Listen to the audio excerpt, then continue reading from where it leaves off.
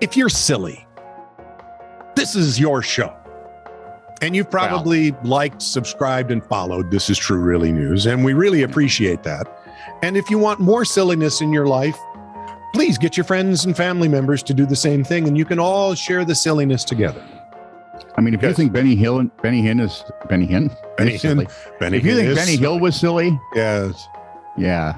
You think Monty Python's silly? I've met John Cleese. Let me tell you, we're no John Cleese. We're also not that silly. We're much more highbrow. Oh, no, we're not. Hey, I said that without laughing. That was pretty good. This is True, Really News with Scott Combs and Tony Vercanis. All the news you're about to hear is true. Really? As far as you know. So you may be grousing about your mail taking forever to get to your mailbox. Did you ever do that as a kid? Right? Yeah, I keep sending Ian out and he goes out and doesn't get the mail and never comes back. He's a bright lad, that boy. I'm telling you.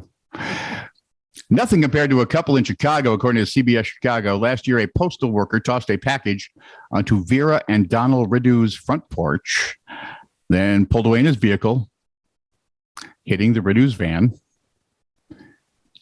And he kept backing the truck up, back and forth, bam, pulling my car bam, at the same time. Bam, bam. Oh, this is getting better. Donald, does this strike you like as a bad comedy bit? And we're back to Benny Hill. Yeah. The worker got out of his truck, looked at the car, and got back in it and drove off. Oh, yeah, this will not end well. You know, if he thinks he's going to escape in a U.S. Postal Service vehicle, that ain't going to happen. Nope. And we know where they are and when they are. They've got tracking in them. The couple called the United States Postal Service, but as of December 7th, no resolution yet. Seriously? It's a $1,467 bill for damages caused to the van. They probably have to go through unions, and you know how that works. Oh, boy. A spokesman said drivers are supposed to notify immediate supervisors when they're involved in an accident, but couldn't confirm that such a report had been made in this instance. Duh. Okay, maybe he got the idea wrong, right? He didn't file a report because he wasn't in an accident. He caused one. You see the clever wording? I see how you're trying to be generous. No, I'd hang him up by his thumbs and drag him behind the van. Exactly. Before you fixed it. Zane Wedding, 40, initially thought... What? Zane Wedding. His last name is Wedding. Yeah. Huh. So he's married to that? Well, I was thinking it'd be really fun to see the announcement of his nuptials.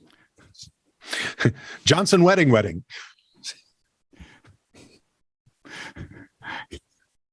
Heloise Johnson and John Wedding invite you to their wedding.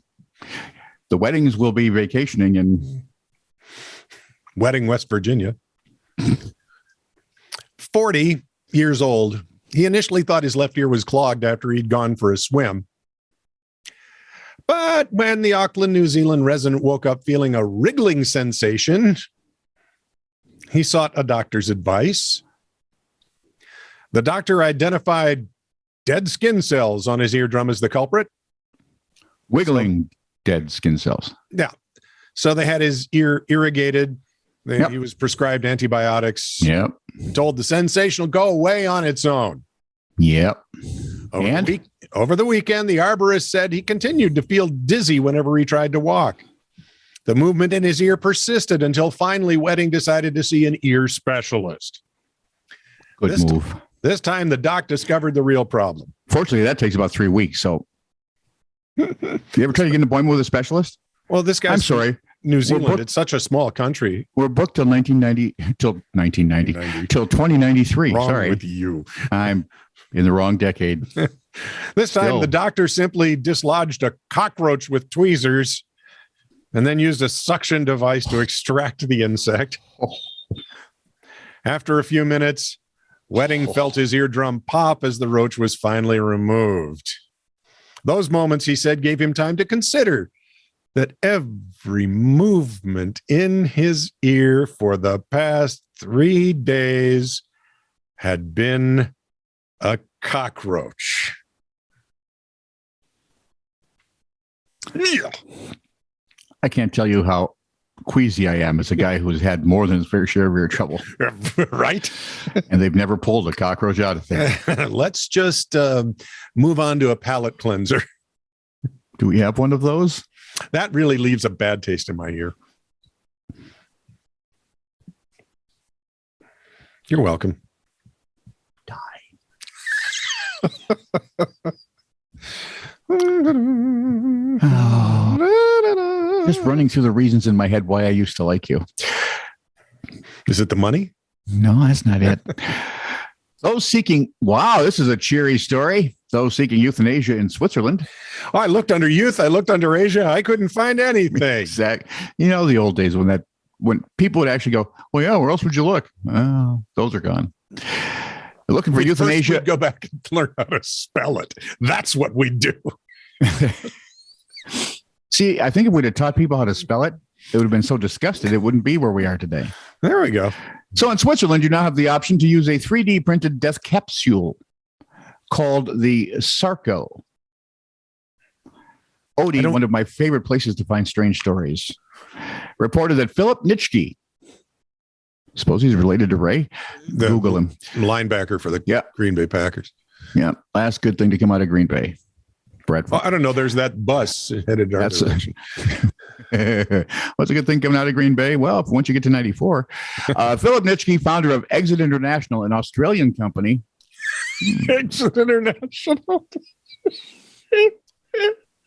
It just gets better. Explains how the pod works. Take it on the lamb, International. It wouldn't have the same bite, though, would it? No, but you know, you can't do anything loftier because it takes too many words to say. Exactly. Short and to the point. Exit. Stage left. A patient.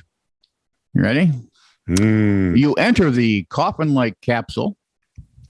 You close. Oh, I thought this was a capsule you swallowed. So did I, until I figured out that if it was that size, you couldn't enter it. Unless you're very itty bitty.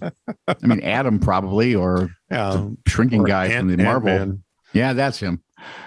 A patient enters the coffin-like capsule, closes the lid, which does have a very large window because you want the view. You answer a few questions and then activate a series of events with a single button. Wow. We've gone from the macabre to bad James Bond. Oh, baby. When you hit that button, the chamber is flooded with nitrogen. But the occupant won't feel like they're suffocating or choking, he says, so there's no panic. The person will feel a little disoriented, may feel slightly euphoric before they lose consciousness and die. Oxygen and carbon dioxide deprivation is what kills you. After 5 to 10 minutes, you won't be. Mm-hmm. You won't be, would be the way to phrase that. Mm-hmm. The machine can be towed anywhere for the death. Backyard picnics, it's the swimming pool, down to the playground for the kids, anywhere. Absolutely. This is going to be macabre and weird. Let's take it the whole said way. It can be an idyllic. You can do it when you're tailgating if it's your favorite sports event. Or, if you're a Viking fan, right after your favorite sports event.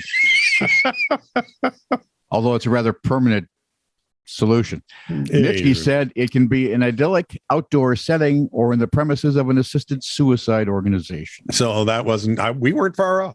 So there you got the window for the assisted suicide. Does that include the Vikings, an organization? They are a version of slow, painful death. Yes, they are. But I don't think it's assisted suicide. I think it's slow, painful. Yeah, just a slow, painful death.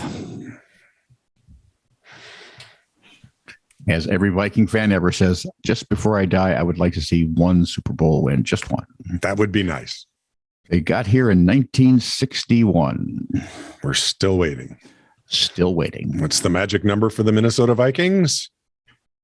Hopefully, 2023. So, most embarrassing. I've been wearing my boyfriend's hoodie around the house for the last week. And when I tried to give it back last night, he said, "That's not my hoodie." I realized with horror, I've been wearing our builder's hoodie in front of the builder. I had a little sleep in it at one point, came out of my room, said good morning to the builder, wearing his clothes. After really realizing my mistake at the end of the week, Well, you don't want to rush into these things. I threw his hoodie into the room he's been working in. He put it in our living room. What does it mean? Am I going out with the builder now? He's pretty old.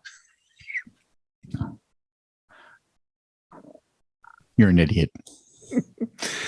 I went to say medium meal when reading out an order to a customer. Yeah. All that came out was meat. I didn't even correct myself. I just stared. And tried to get away from the coyote behind me. And finally, Meep. I went to ask my customers how their food tasted and had a complete brain fart. Oh, no. So I just looked at them and went, while rubbing my stomach.